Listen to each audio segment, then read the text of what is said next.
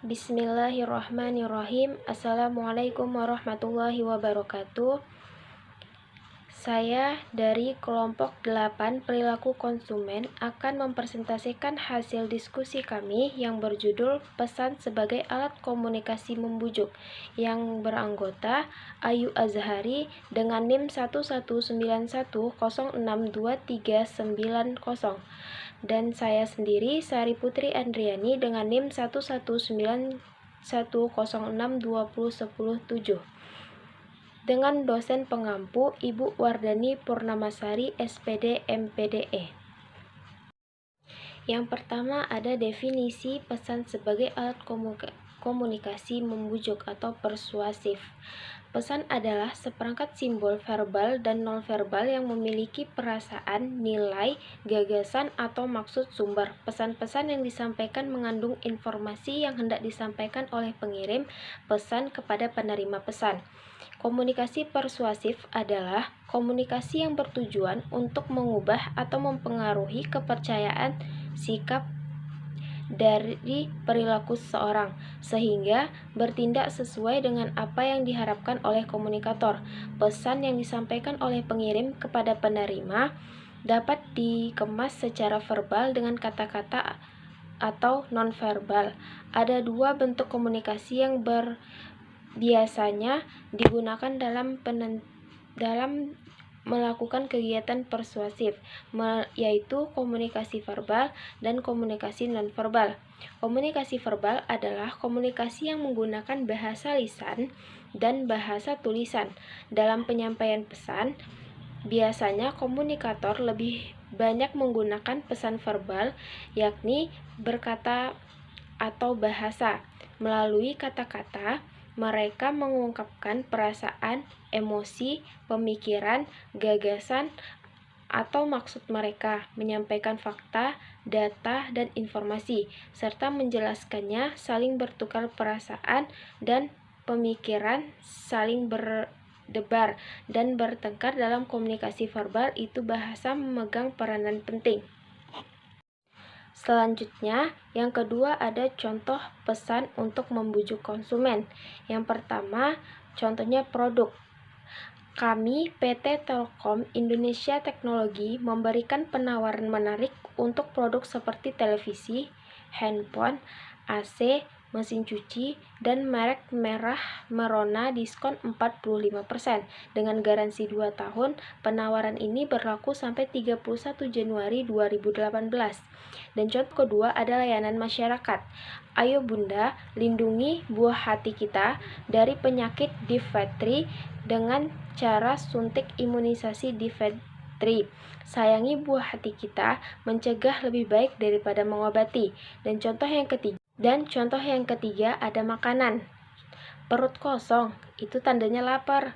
Kantong kering, jangan khawatir karena Twitsi solusinya. Kebab Turki asli 100% daging banget, Twitsi murah dan mengenyangkan. Dan contoh yang keempat ada penawaran. Kamu ingin investasi? Yuk gabung di Intan Berlian Investasi. Invest sedikit, untungnya banyak. Caranya gampang tanpa ribet. Kamu hanya perlu fotokopi identitas diri dan daftar. Baiklah, di sini saya akan melanjutkan penjelasan materi dari Sari Putri Andriani. Di sini saya akan menjelaskan tentang efek pengulangan pesan. Pengulangan pesan suatu iklan merupakan suatu strategi untuk mendekati khalayak sasaran. Suatu pesan yang sama yang senantiasa diulang-ulang pada akhirnya akan berakibat diingatnya pesan tersebut. Pengulangan pesan suatu iklan dapat menyebabkan perubahan dalam pengetahuan, sikap, serta perilaku konsumen. Para peneliti berpendapat bahwa pengulangan itu ada batasnya, di mana jumlah optimumnya adalah 3 kali. Lebih dari 3 kali akan membuatnya mubazir. Jadi, ini yang disebut dengan 3-hit theory. Yang mencakup, yang pertama adalah sekali membuat konsumen sadar terhadap produk. Kemudian kita sampaikan sekali lagi untuk memperlihatkan relevansi produk tersebut. Kemudian yang ketiga kita sampaikan sekali lagi untuk mengingatkan konsumen tentang kemaslahatan dari produk tersebut. Selanjutnya saya akan menjelaskan teknik modifikasi perilaku. Modifikasi perilaku dapat diartikan sebagai upaya proses atau tindakan untuk mengubah perilaku. Kemudian, aplikasi prinsip-prinsip belajar yang teruji secara sistematis untuk mengubah perilaku tidak adaptif menjadi perilaku adaptif.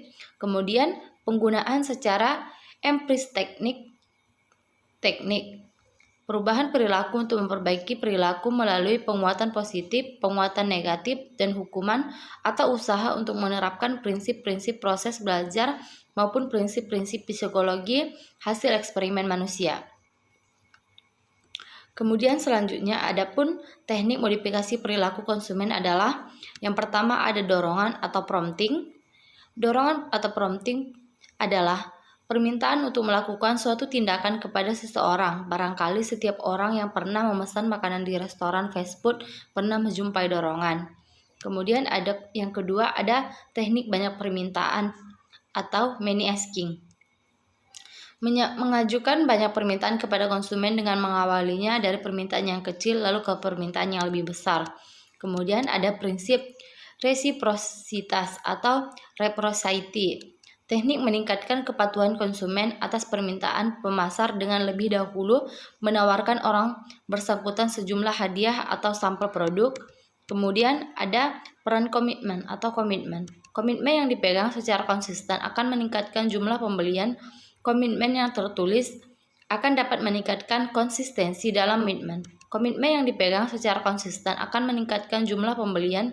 Komitmen yang tertulis akan dapat meningkatkan konsistensi dalam bertransaksi.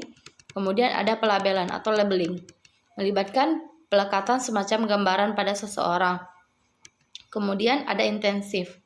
Intensif mencakup jajaran luas alat-alat promosi seperti korting harga, undian, rabat, kontes, dan kupon. Baiklah, sekian presentasi makalah dari kelompok kami. Kami akhiri. Wassalamualaikum warahmatullahi wabarakatuh.